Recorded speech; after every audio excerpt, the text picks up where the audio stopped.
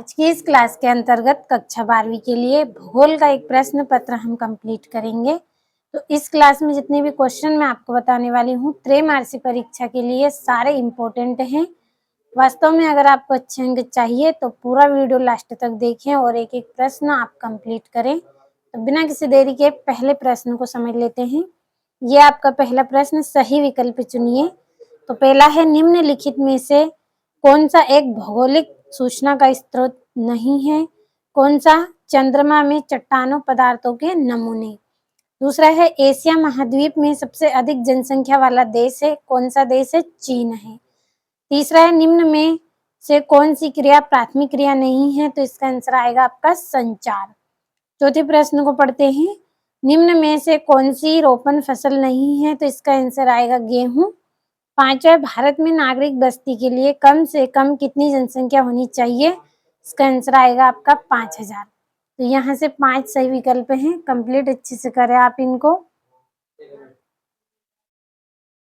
अब अगले प्रश्न की ओर बढ़ते हैं। तो ये आपका पहला रिक्त स्थान है, इसमें रिक्त स्थान की पूर्ति करनी है। दूसरे प्रश्न में पहला है, रेड जेल एक डेडेस भूगोल वेत्तक है। जर्मनी के भूगोल वेत्तक है ये एक। दूसरा है, लोगों की संख्या और भूमि के बीच अनुपात को रेडियस कहते हैं, जनसंख्या घनत्व कहते हैं। तीसरा है, 60 वर्ष से अधिक आयु वाले लोगों रेडियस को प्रदर्शित करते हैं। किसको प्रदर्शित करते हैं? ये वृद्ध जनसंख्या को प्रदर्शित करते हैं। अगले प्रश्न की ओर हम बढ़ते हैं। तो आपका अगला प्रश्न है, समतल क्षेत्रों में ग्रामीण बस्तियों का रेडियस प्रतिरूप दिखाई देता है, आयताकार दिखाई देता है। पांचवा है, जन्म दर तथा मृत्यु दर के अंतर को रेडियस की वृद्धि दर कहते हैं, जनसंख्या की वृद्धि दर कहते हैं। छठा है, समाज और पर्यावरण के बारे में रेडियस तक पहुंच की मुक्ति का मूल धार है। क्या है? ज्ञान है। तो ये यहाँ से आप स्क्रीनशॉट ले। इसके बाद हम जोड़िया और एक वाक्य में उत्तर को पढ़ेंगे। कंप्लीट करें यहाँ से। तो बढ़े अगले प्रश्न की ओर। ये आपका तीसरा है, सही जोड़ियां मिलाइए। पहली है, भारत में गरीबी, इसका कारण क्या है? अनियंत्रित बेरोजगारी है। इसके कारण क्या है? भारत में गरीबी है। दूसरा है, पटना, तो पटना की जोड़ी आएगी प्राचीन नगर। तीसरा है, सामुदायिक प्राकृतिक संसाधन, तो इसका आंसर आएगा साझा संपत्ति साधन। चौथा है, ट्रक कृषि, तो इसका आएगा सब्जियां पैदा करना। पांचवा है, जनसंख्या नियंत्रण, तो इसकी जोड़ी आएगी परिवार नियोजन। अब हमारे जो एक वाक्य में उत्तर है इनको भी पढ़ लेते हैं। तो पहला है, किसी देश का वास्तविक धन क्या होता है?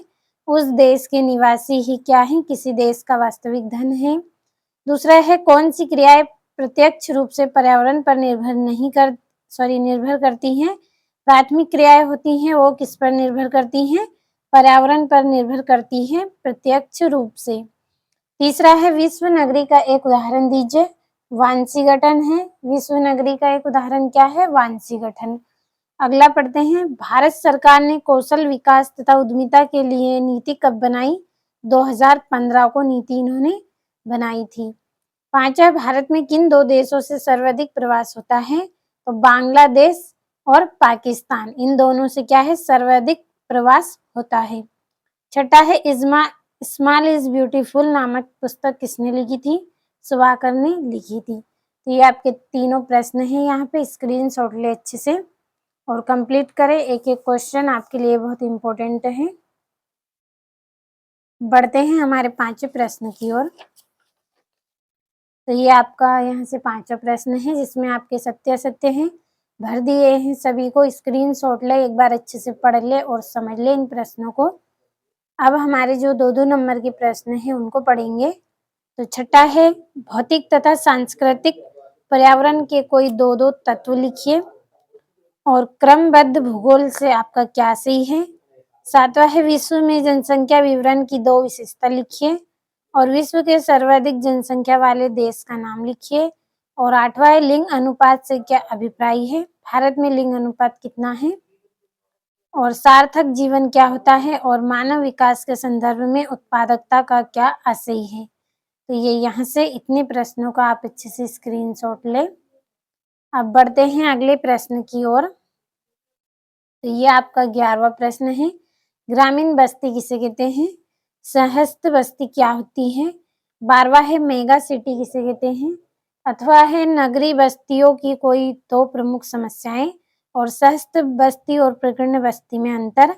और ये आपका 14 प्रकृति का मानवीकरण किस प्रकार होता है बताइए।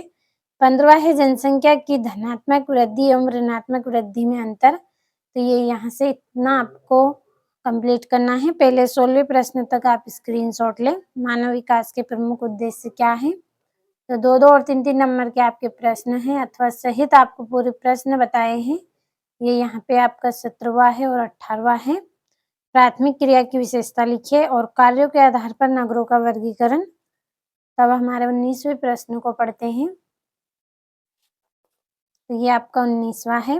भारत के मानचित्र पर निम्न को दर्शाइए। पहला है छोटा नागपुर का पठार, दूसरा है राष्ट्रीय जलमार्ग, तीसरा है लेह, चौथा है पराद्वीपतन और पांचवा है चंडीगढ़। इसी तरह से ये आपका 20वां प्रश्न है। तो हर एक प्रश्न का आपने स्क्रीनशॉट लिया होगा, अच्छे से कंप्लीट करें।